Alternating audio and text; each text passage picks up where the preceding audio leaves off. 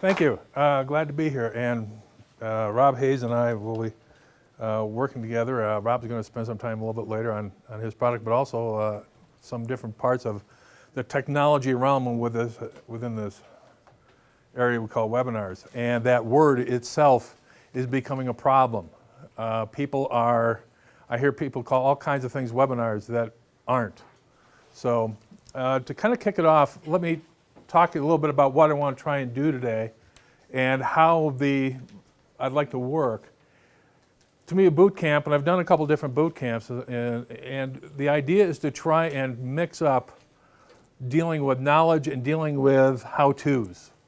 And so what we've set up here today with the dueling screens is we're going to try and actually demonstrate some stuff and also show you a lot of how-tos and also a lot of mistakes. We got some things on here that if I look at it, it's not very good practice, but I decided to leave it in as some illustrations. We're going to go to some different websites, try some different things. It's going to be a mix of strategy, because we want to talk a little bit about the reasons why and where webinars fit in the business realm and the education realm, but also want to talk about the technology and best practices and how to blow one up, right? Because I've seen people blow them up.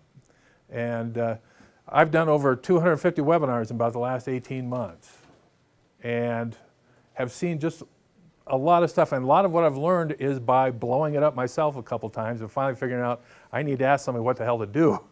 And so we're going to do that. I hope that what we'll be able to do is have a good free flow. If you have questions as you want to go along, let's just ask them, bring them up. And let's make sure that we have a chance to talk to each other. First of all, I actually have a webinar going right now. If you want to sign in to this and actually see the presentation over your laptop. So we'll fake it a little bit, but going through, and I'll be able to show you just anything. So as deep as you want to get into the technology, we can. As deep as you want to get into the strategy and reasons for this, we can. And we've got a good amount of time this morning, so let's use it to our advantage. All right. So I'd like to just tell a little bit about how I got started in this business. I am not a technical guy per se. My background is organization development, management. I've heard some people talking about startups. Webinar Mentor is my 10th startup. I did 9 on a consulting basis or as part of a team over the years. I used to do a lot of management training, team building kinds of things, stuff like that. I got my career with General Motors back in 1968. Found it was one of the worst run companies in the world. They still are. And got to see a whole bunch of negative stuff. Left there in '74 and kept downsizing my employer till it was me. I described myself sometimes as the world's worst employee. So I like the entrepreneurship of things. And what I've seen over the years is entrepreneurs are constantly trying new things and constantly trying to find an edge. And is it Dean? Yes. Yeah, Dean, you made the comment of webinars giving people the opportunity to get equal. I think that is just a huge advantage. Not only where people have got the issues around travel costs and the economic issues people are dealing with, but the ability for a very small firm or even a solopreneur to be able to actually reach out and compete with a group like General Motors. And to be able to do it through good content, through good work, through good help, those kinds of things. So this is an interesting business. And my partner, her name is Judith Briles. I don't know if everybody's heard of Judith. Okay. Pardon? No. Judith Briles is here in town. She's actually a speaker and an author, and she is the most technically challenged person in the world. Her answer to any question, a problem with her laptop is to hit the keys faster, that kind of thing. But she's published 26 books. She's on her 26th book. She speaks a lot in national conferences to healthcare mainly. The other thing she does a lot of seminars on how to speak and how to write, on presentation skills, those kinds of things. And her and her husband, my wife and I, the four of us have been friends for a long time, and a couple of years ago we were talking about where things were going online, and I said, have you seen anything about webinars? And I was just kind of interested, intrigued. And because of Judith's skill and being able to teach a very high level of presentation skills, we decided to watch some webinars, and we signed up for one. It was a free one, and it was, I won't say the name of the company, but they touted themselves to be the country's biggest and best provider of webinars. They were awful. They were absolutely awful. They took 20 minutes just to introduce themselves, and for boring kinds of presentation, ugly stuff. And so Judith goes, if this is all it takes to be best in the country, we need to do something. And so that's how we got started. She and I got started. And so what we do is the ability to actually work with people from the initial scripting all the way through the broadcast, the marketing, and even post-production kinds of things where somebody wants to create an electronic product of some kind or a marketing piece electronically, we can help people with that or find sources for them to do it, depending on what they want. So that's how we got started, and have worked with a variety of companies and doing a variety of different things. A lot of educational webinars, things in the arena of sales and marketing support. Going to be doing some work with a company on some technology support. Susan, I think you were talking about doing the integration, IT integration. Was it? Yeah. Aligning business processes such. Got a client that we're going to start working with, actually helping them as they do software upgrades. How do you do all the backroom stuff to get people on board?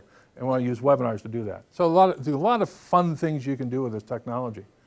And so let's just talk a little bit about where we're going to go today. And one thing about technology. There we go.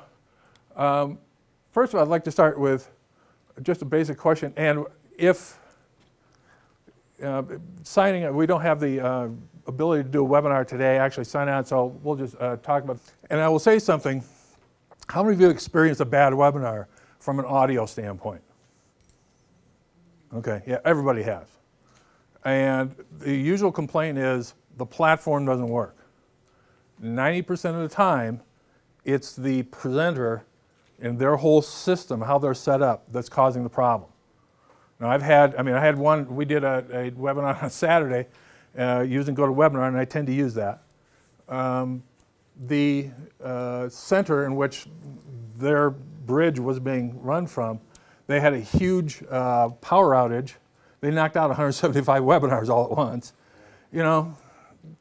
Acts of God happen, okay? And we recovered from it, but that's very rare, very rare. So usually you start with yourself and what environment are you working with technically. So talk about a couple different platforms. There's over 200, and Rob showed me this graphic one. There are over 200 companies now who have webinar platforms. They're out there. Most of them are awful, all right? There's a few we'll talk about, and we still want to talk about Cinecast as one, but I'm also going to talk about some others, and we're not here to just sell Cinecast or anything like that. There are certain places where some platforms work better than others. For example, there's one called On24, if you've ever seen that one. Not well known. The government uses it a lot. Don't know why. I think it just latched into it. It has some interesting capabilities, but also has some real limitations, and they all do. As yet, I haven't found a perfect platform. So, in fact, Rob and I got together, and the way we met, over a beer, I think it was, we started talking about this, and Rob is, in developing this, it's been fun to sit and talk about the development of different services and how the webinar services from a management or an educational view mesh with the technology. And so it's been fun working with Rob on his product and just getting some things going there. So there's a guy I've worked with who's down in Arizona. He's one of the guys that breaks all the rules. One of the survey things that came out is most webinars that go past an hour, you're starting to really lose people. He goes a minimum of 2, usually 3. And he's got people in the palm of his hand through the whole thing. And some of the things he does, and he does educational kinds of stuff. So we can talk about what Chip does. He's got some great techniques. So, okay. Let's kind of go through an agenda then. First of all, just kind of do an overview of why webinars. All right. Where do they fit? How do they? And one of the things I want to talk about a little bit with that is some major uses. And I think there's 5 major uses. We'll talk a little about that. And I'll try and show a couple examples, not of some webinars. We won't be able to do that. It just, you can't go through that long a video of 5 different kinds of reasons. But actually talk about some different uses that people have. The second thing is, how do we fit it into the marketing arena? And I'm a big inbound marketing fan. So when we talk about the social media stuff, using that, it's about drawing people to you. I'm not against outbound kinds of things. They have some limitations and the world's changing. So we'll talk about some things there. The next thing is, what are the components of actually creating the presentation? All right, and this is actually taking some of Judith's stuff from her speaking. She calls them salons. She doesn't call them seminars. She calls them salons. I don't know why. What's her last name? Briles, B-R-I-L-E-S. And she's got a website. You can go to briles.com. So, next thing, what are the successful steps for a webinar? And now I'm talking about not the presentation per se, but how do you actually go through a plan? And actually, we'll go through a planning sheet that I use, and I'll make it, and it'll be available to you. It's posted on the website. You'll be able to download a copy of it. What I call the 7 deadly mistakes, the things that people do to really that really make webinars not effective. So we'll talk about those. Also, some best practices. What are the things that people do? We've got some good information there. Not only from the standpoint of doing the presentation, but the marketing, the attracting people to you, the follow-up, those kinds of things. And finally, some things about the different technologies, the different platforms out there. We'll get a chance to look at Rob's platform as well.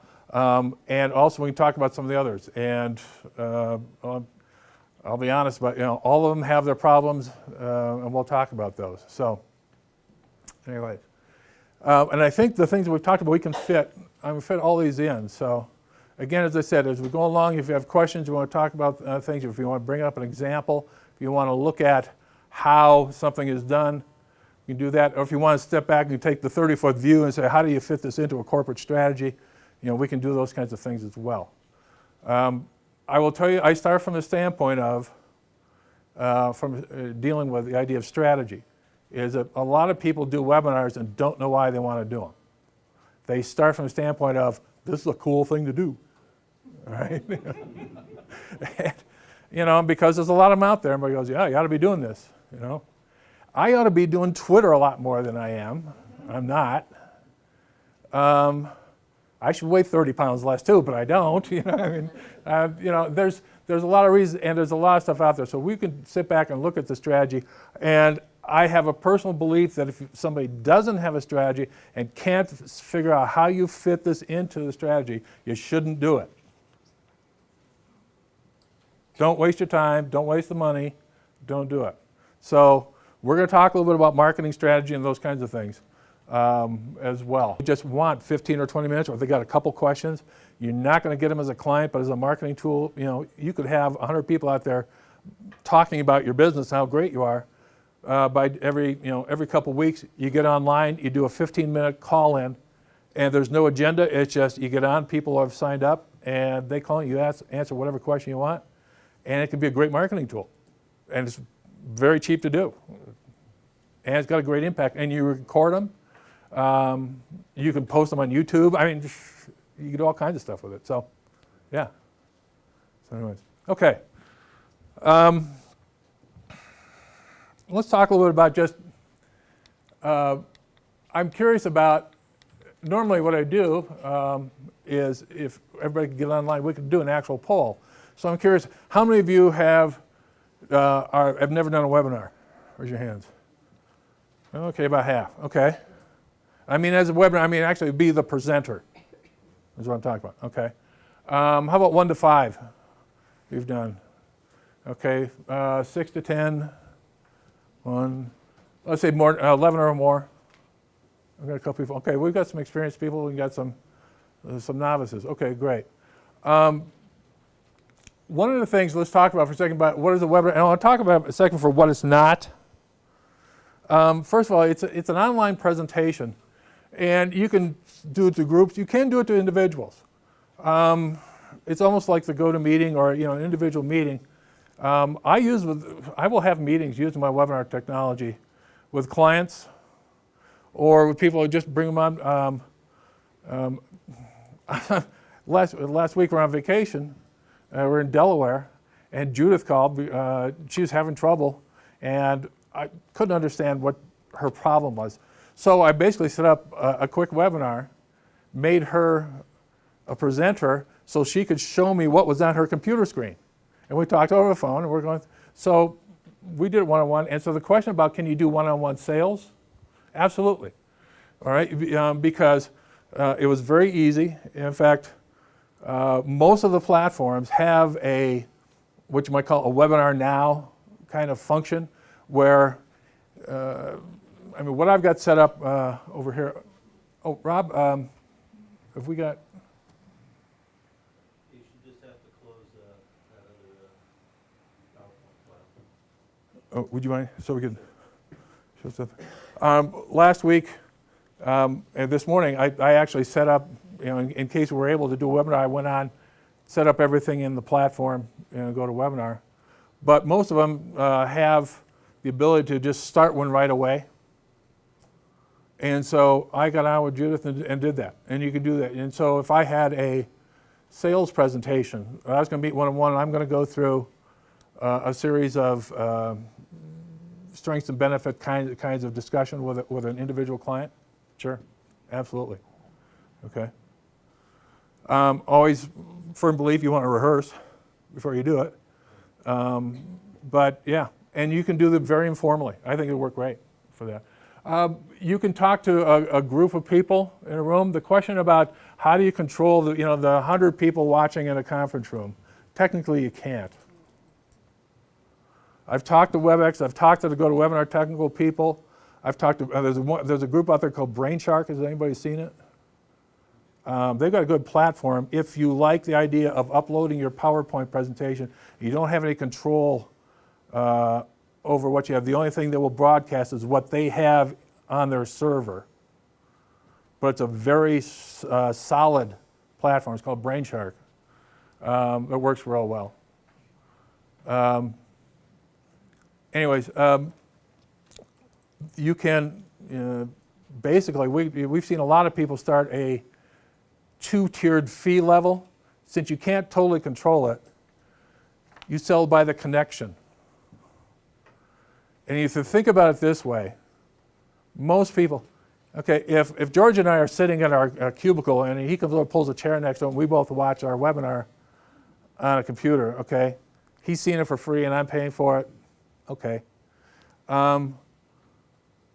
Most people, you can only put 2 or 3 or 4 people around a computer screen before it just becomes uncomfortable, And if you think about how much it would cost to have a setup to where you could put 100 people in a room and pay for it, most people won't go through that kind of problem or that kind of effort. And we found it's not much of a problem.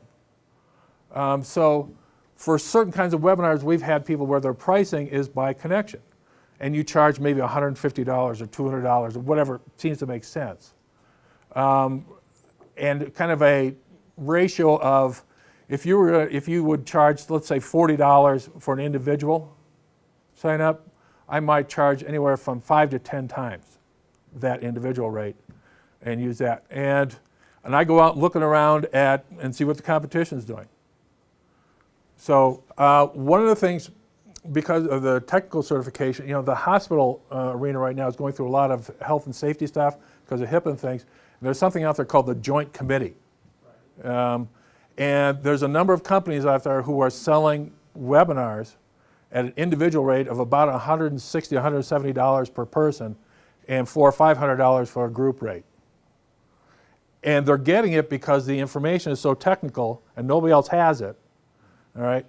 So you go out and look at the market you're competing with, and that's how you decide what your pricing is. So, yeah.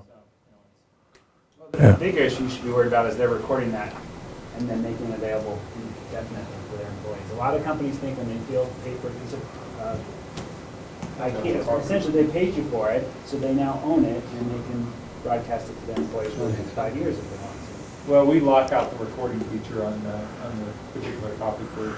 Yeah. You can use Camtasia and those kind of things. You can basically do a screen capture and record it. Yeah.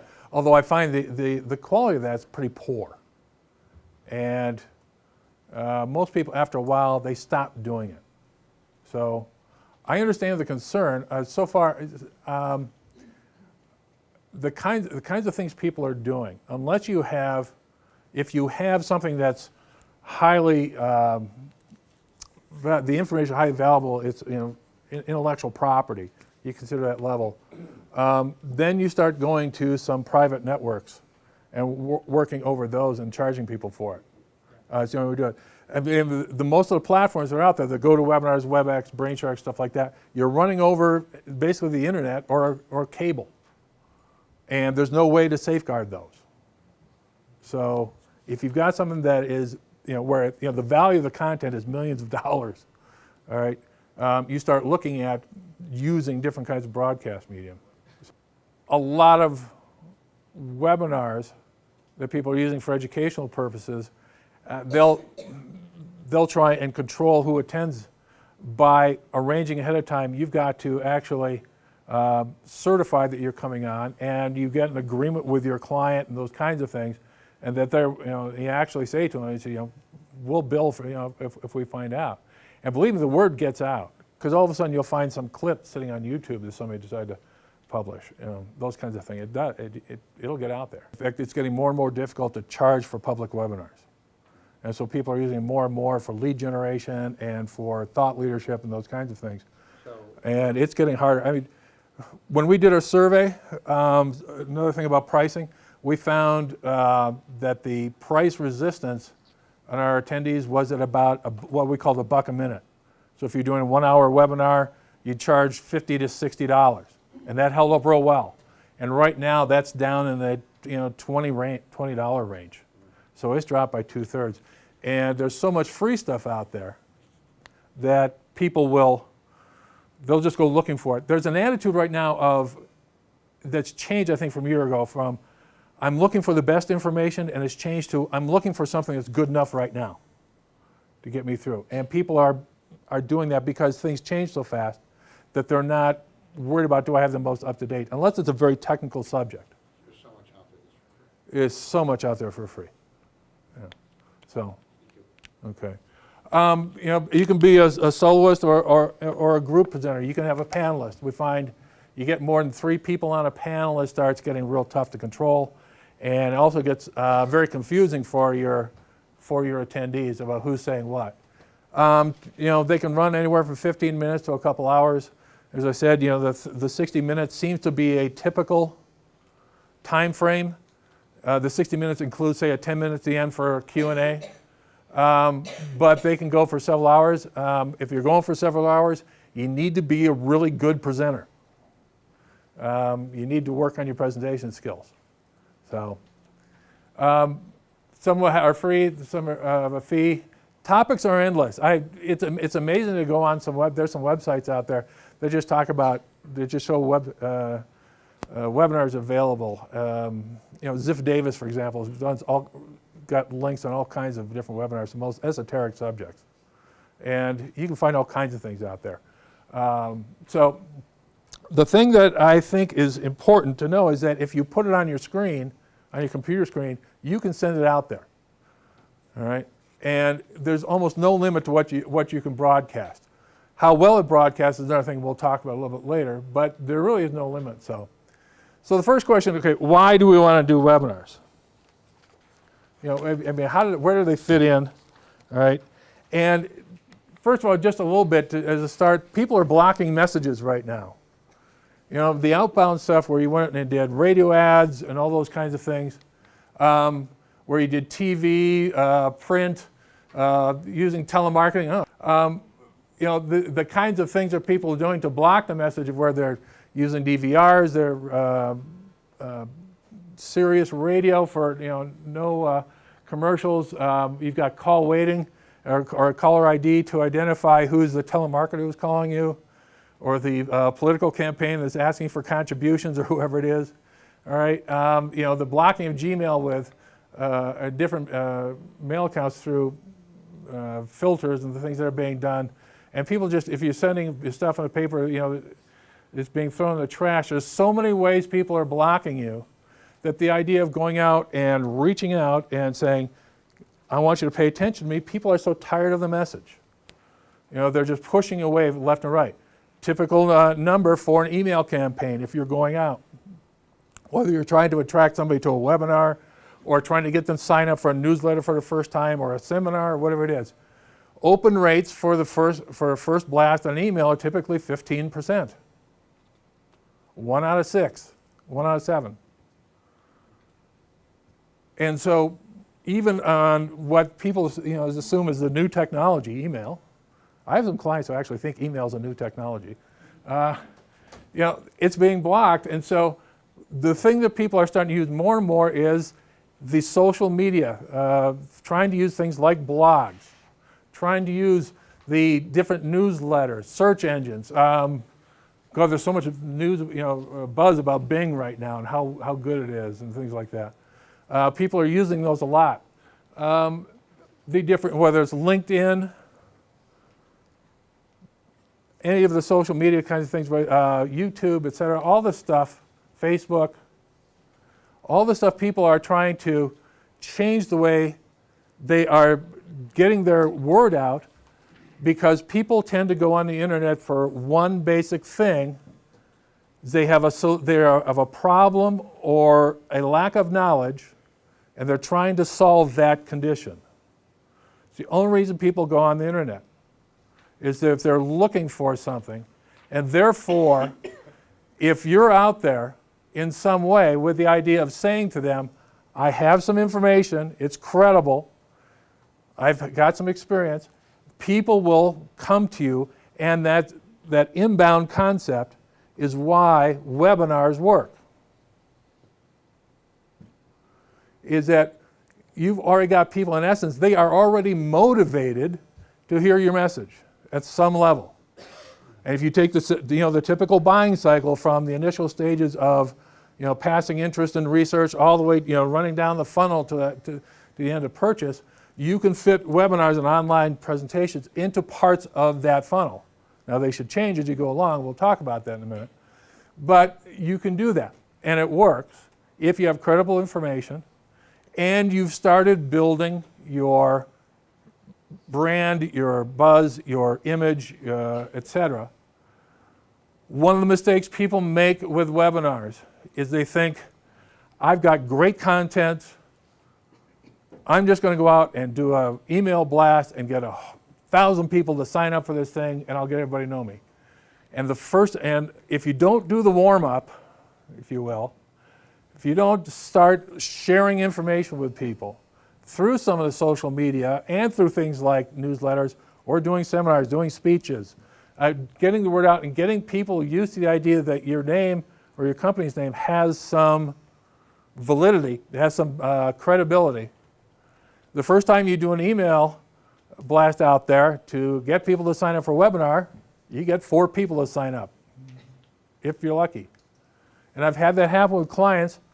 I had one about a month ago, small company, IT-oriented company, who felt they were very, very good at social media, and also figured that they were very, very good at doing seminars. They had done a bunch of live workshops for their clients, and they always have 25 to 50 or 100 people show up for these things. And they went to do a webinar. I had never done one before, and the only kind of online outreach they did is they had a monthly newsletter that went out to about 200 people. And so, they got 4 people to sign up, and they did 4 email messages. And we'll talk more about the campaign and what a campaign might look like in a little bit, okay? talk more about that. But the point is right now about using the social media and starting to warm up is that people, it's a process of starting to build your awareness. And sometimes you do webinars and then create recordings and send them out to people purely for the idea of starting to warm up the world out there, that world that you want to play in, whatever that audience is. One of the first webinars we did was for a woman who had just moved to Denver. And she was a branding expert. And she came out of Washington, D.C. And very, very sharp, but didn't know a soul in Denver.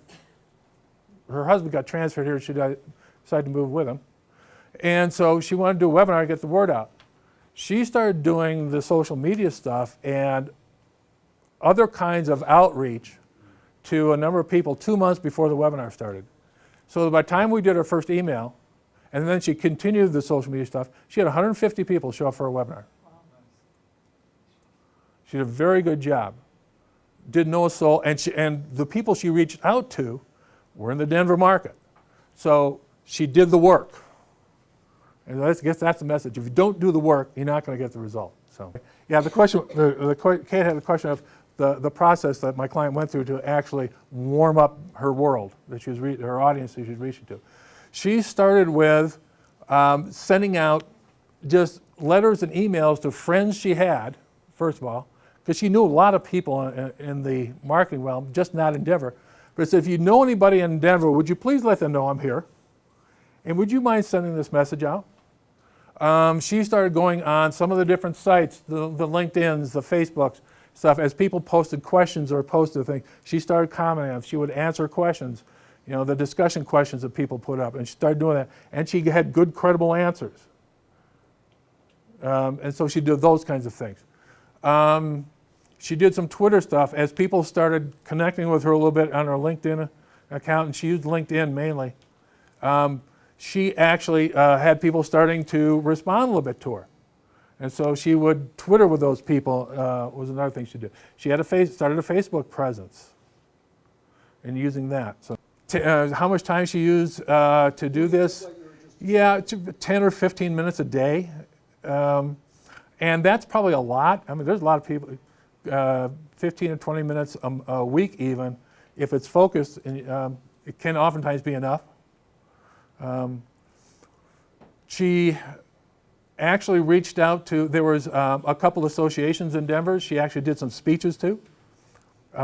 She helped out, just said they needed a speaker, she jumped in. It's just taking those opportunities, if you will, it's kind of a PR kind of approach in certain ways to just start warming up that world out there. So when the emails started going out, and then when she sent out the first announcement, she went to all those friends she had created and said, I'm doing this, we sure would like to have you come, and would you mind sending this to everybody you know? And they did. And she would follow up with them and say, hey, how do people respond to it?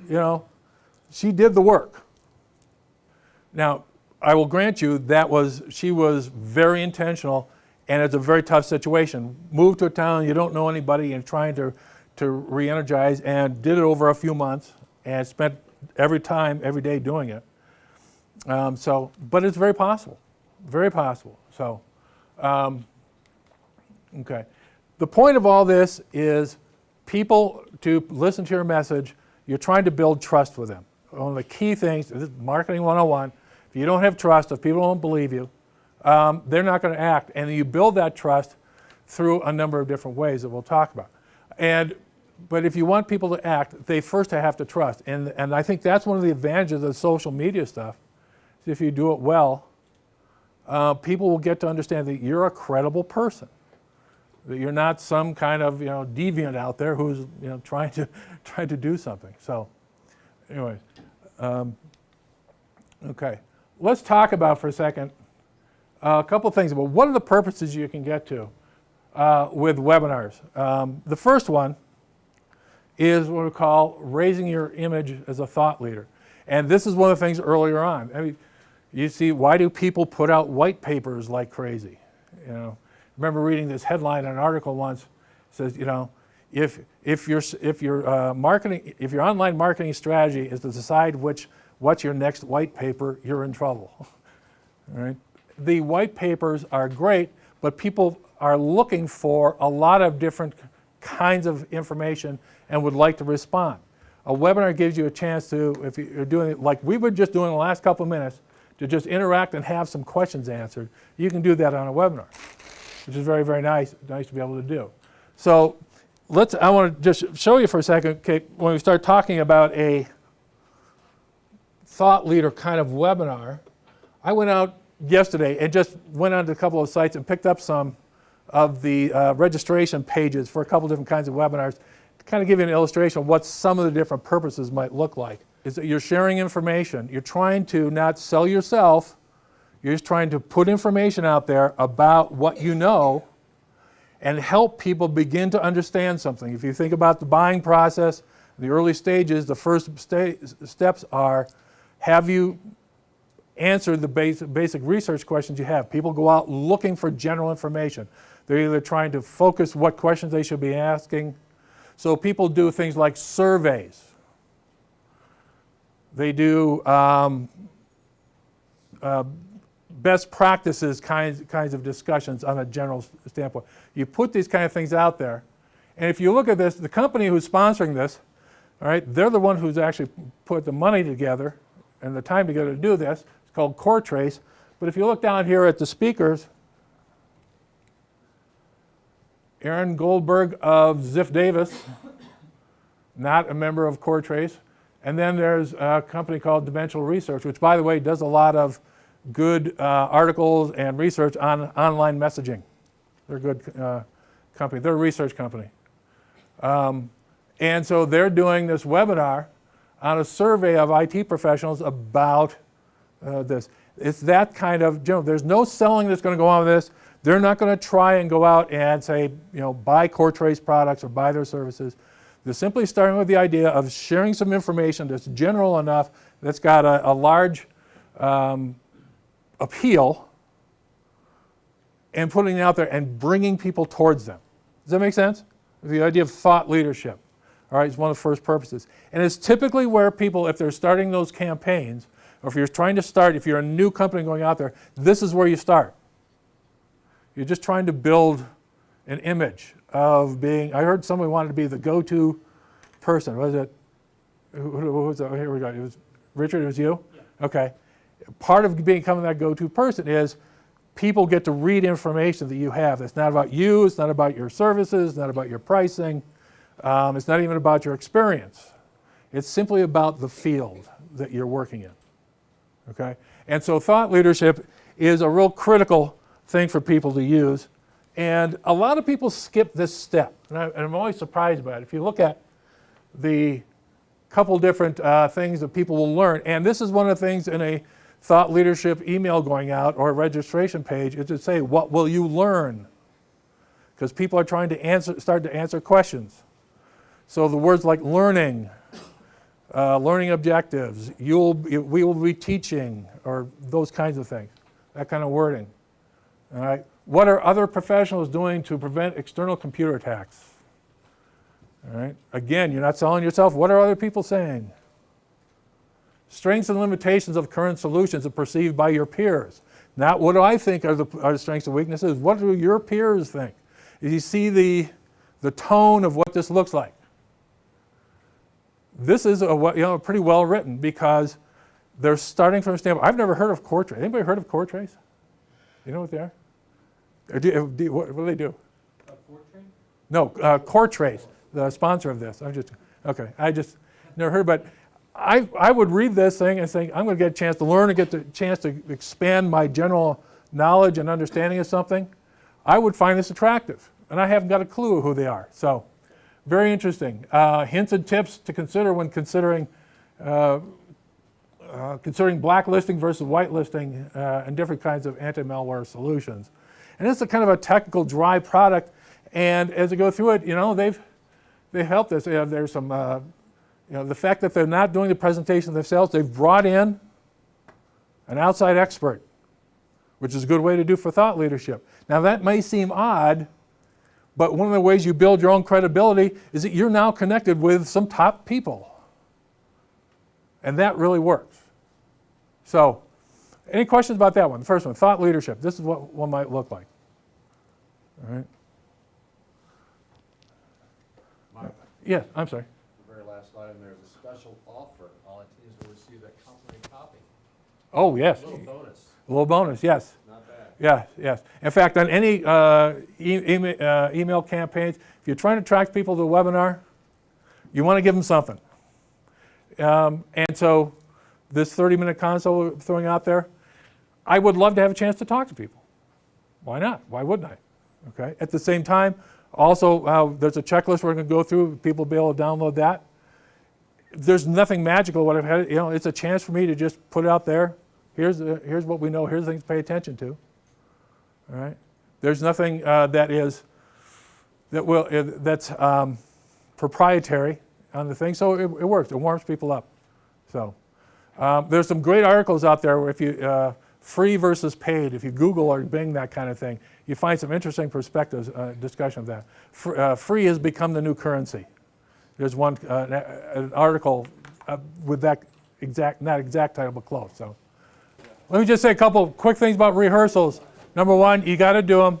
Number two, you got to do a technical and a content rehearsal. And actually record your rehearsal and listen to it, because you will never sound as good the first time as you think you do. All right? You will never sound as good as you think you do. I don't care. Judith has been doing public speaking for 25 years. Her fourth rehearsal on a webinar, she finally got comfortable because she had never done one. She finally figured out how to do it. So it does take some practice. We've talked about the campaign a little bit, so I'm going to skip over that. The next step is actually the day of the broadcast. We actually set up that we start about an hour ahead of time. So if you're broadcast at 9 o'clock, figure you're going online at 8 or 8 to 8:15.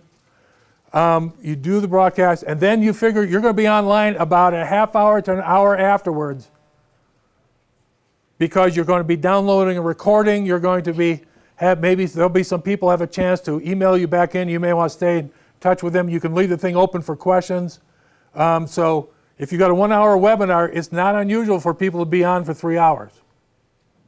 Now you can outsource somebody. You can have an administrative assistant, for example, take all the questions and get them to you. You can email back. Some trainers will do that, or they'll post questions in a blog that didn't get answered.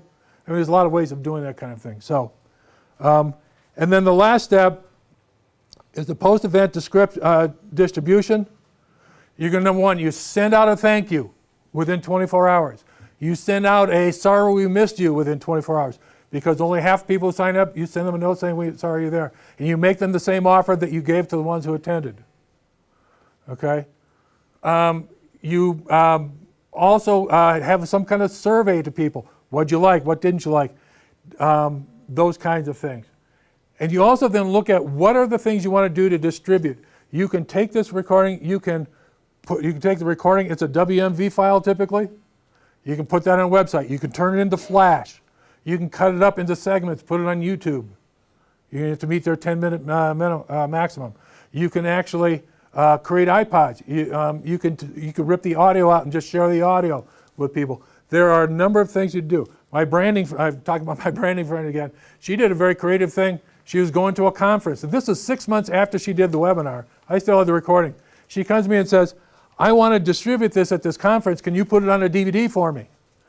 All right. On one disc, we had a Windows format, we had a Mac format, and then we created in the Windows format, because we ran out of time, we took her webinar and cut it into 12 chapters. And so the people could go in and just look at one chapter if they had a specific question. And it was a powerful marketing tool. She got a bunch of clients out of that thing by just going on handing out for free at this conference. A lot of things. Your imagination is there. Now, it all costs money to do that kind of thing, but it's not as expensive as you think. A typical DVD to do a did cost about $500 to do all that work. And that's with professional editing, sound cleaning, taking hisses out, clicks, those kinds of things. So it's not real expensive. So, and then copying is real cheap. So first of all, the 7 deadly mistakes people make. Number one, they don't prepare. What I said about taking the time is real. You need to spend the time. Second of all, going solo. Have somebody help you. And I'm not trying to make a pitch. I mean, if you know somebody can do the webinar, the worst thing you do is try and be the person who's running the technology and doing the presentation, because you can't do both. Oops, excuse me. Not engaging your audience, all right, with different kinds of methods. Ugly illustrations or things that don't fit or inappropriate. Watch things like cartoons and stuff like that. First of all, you may have a copyright problem. But beyond that, a lot of people may not have the same sense of humor that you do. I'm a little twisted. I got to be careful. I can say some terrible things, all right? Not having a lack of energy, if it's sounding boring. The reason we do a rehearsal with people is because most people, when they start, are slow talkers on a webinar. And the worst people for webinars, by the way, are experienced trainers, because they've got a whole bunch of habits that we've got to break, all right? So, not talking about solutions. I see a lot of webinars where people, they try and give, here's all these problems. Oh yeah, we've got a solution. Will you tell me what it is? No, but come talk to me or come buy this.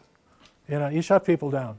No calls to action in the thing. So, some best practices for webinars. First of all, building trust.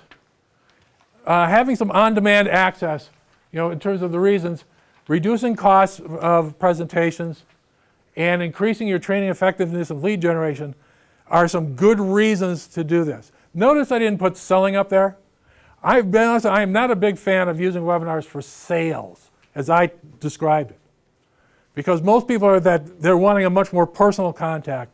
And unless you've got something that is a very retail kind of product that's not well differentiated, I don't see the use for them that much. What do you mean But by people. build on demand access? Yeah, what do you mean by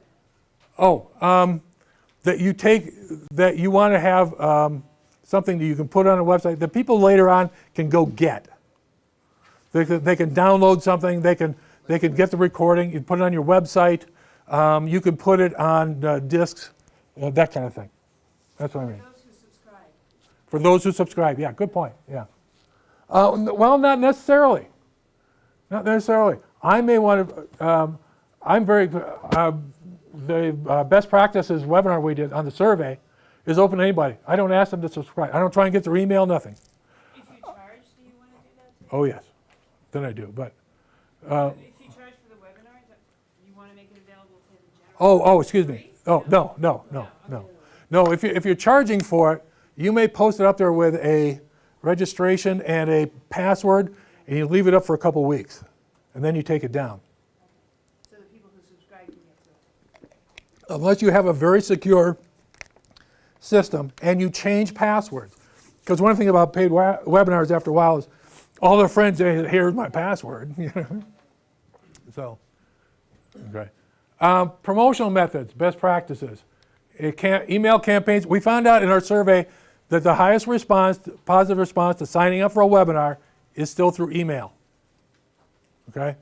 Word of mouth and social media, however, gets people warmed up to read the email. The clarity of the topic, time, date, and agenda and cost. It's amazing how many people put all kinds of wild-looking stuff on their campaign, and all the stuff about when, where, how much, and what's the benefit is below the fold. People don't spend that much time. They don't scroll down. In terms of titling, we actually tested. The best titles tend to be titles of how to do something, and then the numbers titles. The 7 deadly sins, okay? Or you see a lot of the numbers kind of thing. Those tend to work better than a treatise on the okay. All right. Clear headlines, the objectives, date and time. People forget them. Start the email campaign at least 3 weeks out if you're going to do 3 emails. A little thing my friend Mike Agron does, he's found works really well.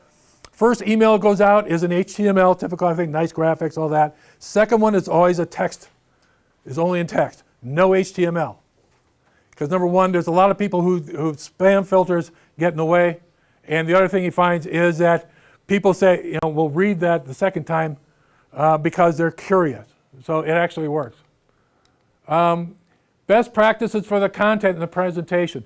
We found that most people prefer a solo speaker during the whole presentation than a panel. And panels, if you do use them, if you have more than 3 people, just don't work at all. Using polls, no more than 3 polls for every 45 minutes of content. Invite your attendees to submit questions during the webinar, or in the registration, ask them to submit a question ahead of time. It's nice to have. Be interactive, as we talked about with those. So, from a presenter's point of view, first of all, learn the online tools, learn what's available, actually spend a little time learning, or have somebody learn it for you. Again, using polls. Present, don't read. We have people read, and it's just awful. And having a strong energy. Having 2 or 3 rehearsals, if it's a new topic, I do it. Record your presentation. And then publish all the polls and questions. Put the polls in blogs. Make use of this stuff. Put them on your website. There's so many things you can do with the data you get. Most of the platforms will send you a report of for the attendees, how they responded to questions and polls. So why not use the data? Okay? And then offer some kind of offer. All right? In terms of managing, just briefly about managing, the event itself, make it easy. One of the worst things you can do to shut down webinar attendance is ask people to give you a whole bunch of stuff about who they are. One of the things I don't like about GoToWebinar when you go to register for one of their webinars, is they ask you your name, all the company stuff, your phone number, full address, your email, your website. Do you have a solution right now? If you don't, are you going to buy one soon? How much of a decision maker are you? All right, who else might be involved? And please give us any comments you might have. But you don't have to do all those with GoToWebinar. Most of those you do have to give. The one about do you have a solution, you don't. But there's so much stuff. The best practice about registration is I want their name, I want their email, I want their phone number. The only reason I want their phone number is that sometimes during the webinar, if something breaks down, I need to be able to get a hold of them. All right. Best times, this is one of the questions. Tuesday, Wednesday, Thursday are the best times. 9 to 3 are the best times. Okay, yeah. The problem is everybody else is doing that. People are starting to experiment with Friday mornings, and they're finding some success. Monday morning is not. All right. Next point about, and then about the 30-minute, we talked about that. Narrow your subject and deepen the information. We actually asked people, they would rather see a very narrow topic with deep information than a broad topic with shallow information. Overviews tend not to do well with the audience. They don't build credibility. All right. Monitor, engage people, or they will multitask. Enough said. The perceived expert will answer the questions. This is if you've got a panel. There's usually one person on that panel who's seen as the big expert. Tend to focus on them. Use the other panelists as just fill in. Come on, okay. Create a call to action. Have a special offer.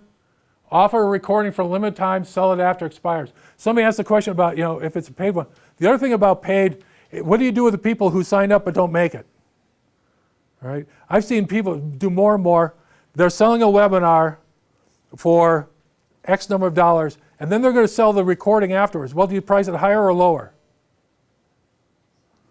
And what people are doing is they've got a price point. Let's say the higher price is they're going to charge $50 for the attendance, and then they're going to sell it if you attended for $19. So you want to copy it. However, if you're going to just watch it, you buy it for $69, and I give you a free webinar on the next time around. And that really works. So you can protect your price point by doing some things like that. Right? Offer articles, white papers, direct them to your website for specific items, and send a thank you with one day and remind them of your offer. Also follow up the people who don't attend. So, okay. Talked about the first one, raising your image as a thought leader or as an expert. And in any kind of campaign to start building credibility, this is where you start. Unless everybody knows you already. Second one is for lead generation. A lead generation webinar basically is you are continue to share information. You can share information with people, like in that first example of talking about a survey, but you're going to do some things during the presentation that start giving you a sense of whether or not people have an interest in your product or service or whatever it is you're trying to move. Okay? So you can do a couple things. First of all, in the email campaign, it'll be more of demonstrations. There'll be more of how-to kinds of things in there. There'll be a couple of things that people look at. The special offer will probably go higher. The value of it will probably be higher. You'll also do things like at the end, a call to action for people to actually contact you. The other thing you can do in most of the platforms, one of the reasons you do polls in a webinar, especially if you're in the lead generation mode, is you design your poll questions to tell you about who is in your audience and how interested they are in taking the next step. All right, so I asked the first question, how many webinars have you done? All right, that's in the past. That gives me an idea of your experience, and that's good for a seminar, right? But if I did a follow-up question that said, how many webinars do you plan to do in the next 12 months? And I gave you the same range, 0 to 1, 1 to 2, 5, etc. Okay?